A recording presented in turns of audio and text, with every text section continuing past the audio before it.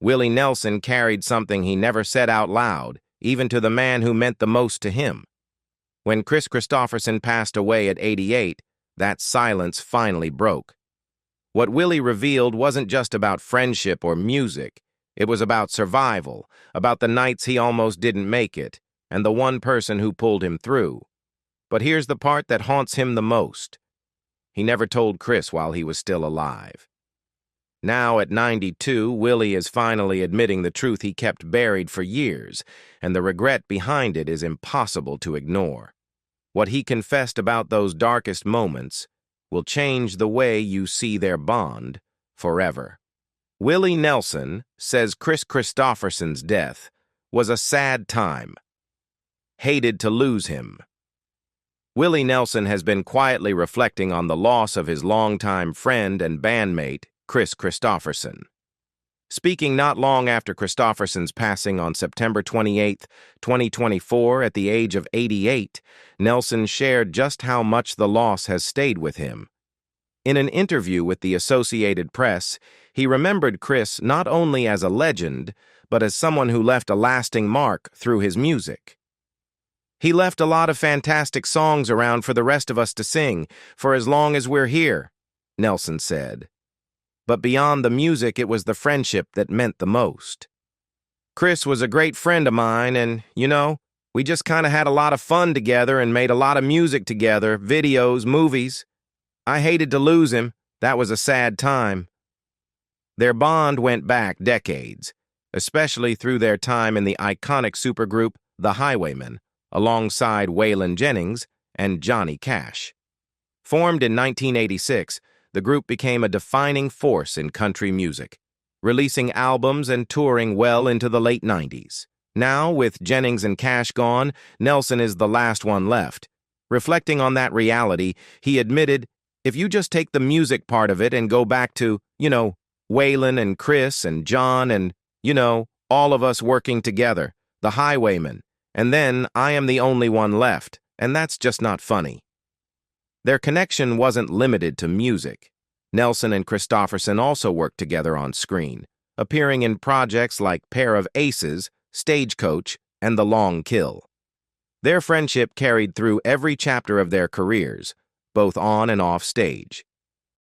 Kristofferson's final public appearance came during Nelson's 90th birthday celebration in April 2023, where he performed alongside Rosanne Cash, a moment that now feels even more meaningful. Years earlier, Nelson had already described the depth of their bond, saying, "I think we are about as close as friends can be. I think we understand all we need to understand about each other." That closeness was something others noticed too. Kristofferson's wife, Lisa, once shared how special their connection truly was behind the scenes. Audiences adored them, but they couldn't know how great those men really were together behind the scenes, she said. It was a decade of rolling laughter and love. John and Kris's last words to each other were, "I love you." Same to Waylon. That's rare for men. And it was real. Kris Kristofferson passed away peacefully at his home in Maui, surrounded by family. In a statement they shared, "It is with a heavy heart that we share the news our husband/father/grandfather, Kris Kristofferson, passed away peacefully on Saturday, September 28th at home. We're all so blessed for our time with him. Thank you for loving him all these many years, and when you see a rainbow, know he's smiling down at us all." Willie Nelson, the outlaw who rewrote the rules. Willie Nelson was never expected to become a movie star, but in 1979, everything changed when he appeared alongside Robert Redford in The Electric Horseman. Few believed the laid-back country singer would stand out on screen, but he did, in his own unpredictable way. Instead of strictly following the script, Willie improvised much of his dialogue, often while high on marijuana. Surprisingly, it worked. The film became a $12 million success, and Willie proved he didn't need to act like anyone else. Just being himself was enough. That breakthrough moment was years in the making. In 1972, after being dropped by RCA Records, Willie left Nashville behind.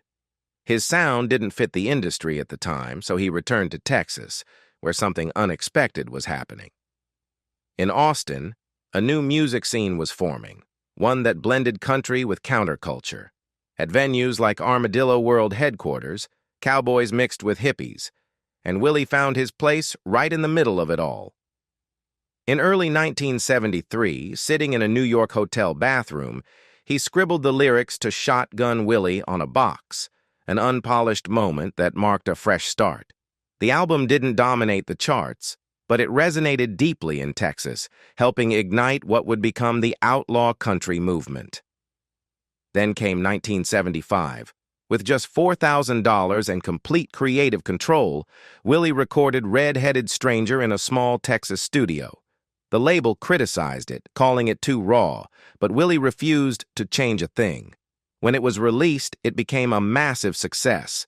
His cover of Blue Eyes Crying in the Rain earned him his first #1 hit and his first Grammy after more than a decade without a major breakthrough.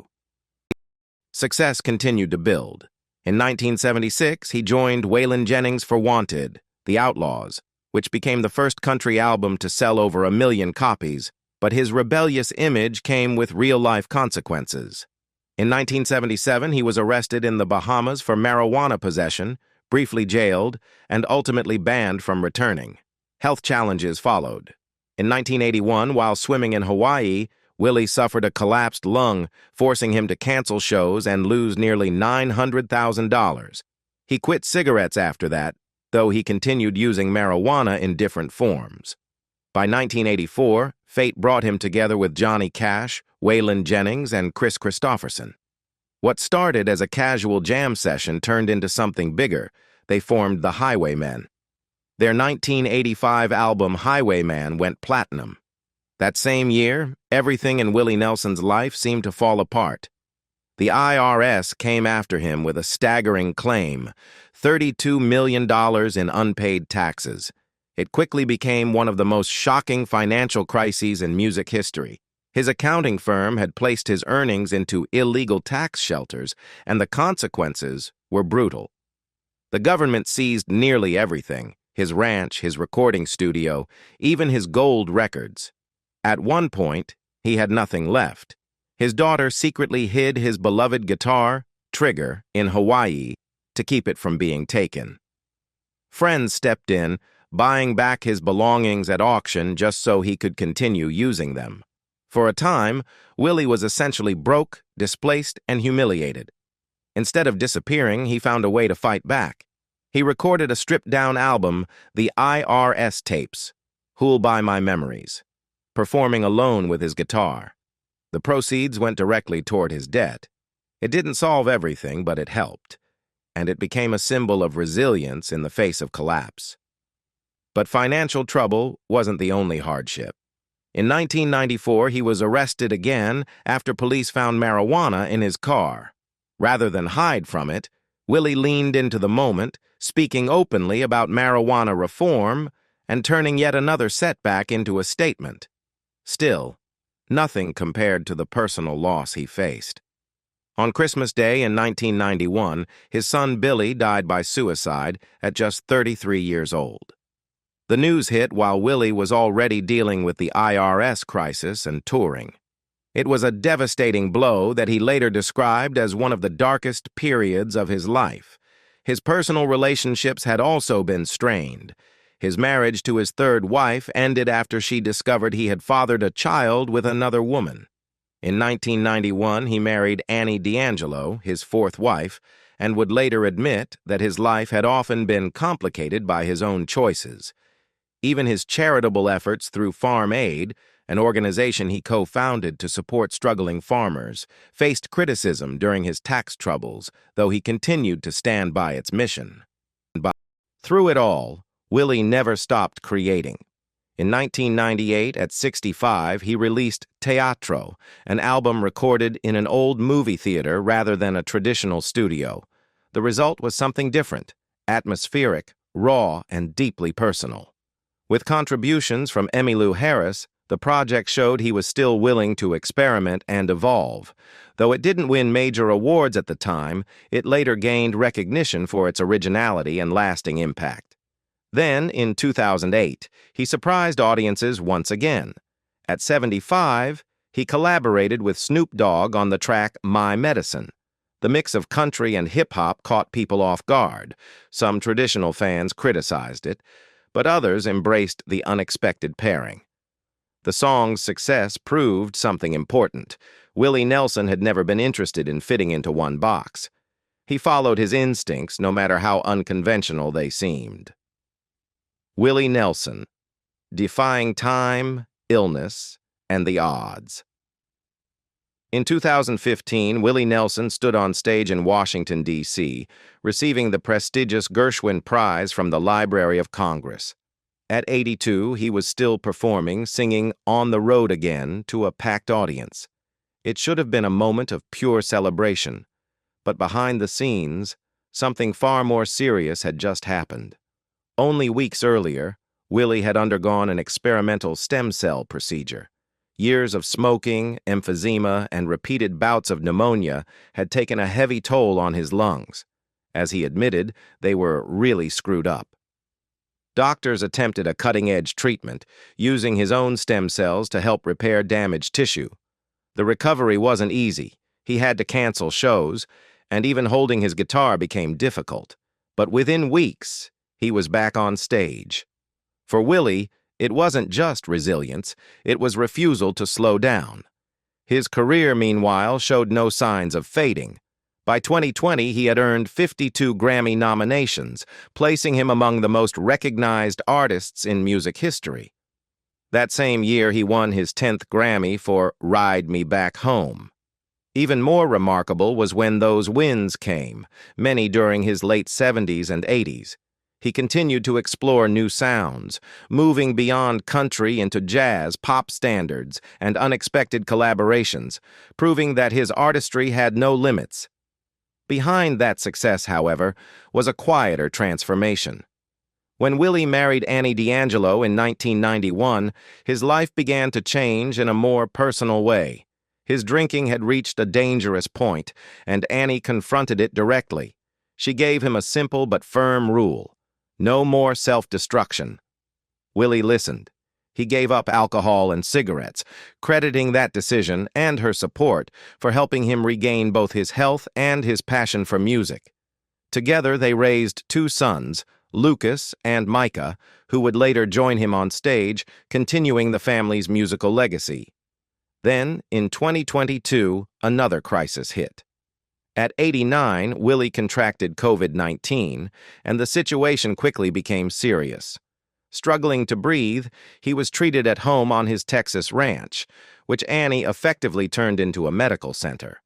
For a moment, it looked uncertain. Even Willie later admitted it was rough and that the virus was no joke. The experience weighed on him deeply, especially as he had already lost many close friends in recent years. Yet, once again, he recovered. Just weeks later, he returned to the stage, something few believed possible. Willie Nelson and Kris Kristofferson, a friendship that outlived the music. In 2024, fans of Willie Nelson were shaken when news broke that the 91-year-old had canceled several shows on the Outlaw Music Festival tour. Rumors quickly spiraled online, with false reports and even fake hospital photos suggesting something far worse. But the truth was much simpler. Willie was exhausted. Years of non-stop touring, combined with his ongoing battle with emphysema, had finally caught up with him. Still, true to form, he recovered within days and returned to the stage for his 4th of July performance. When asked about his health, he brushed it off with calm confidence. "I'm 91 plus. I don't hurt anywhere. I don't feel bad. I'm not worried about dying."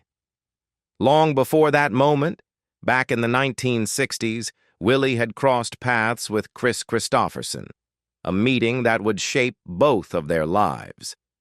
They were outsiders in Nashville, drawn together by a shared desire to break away from tradition.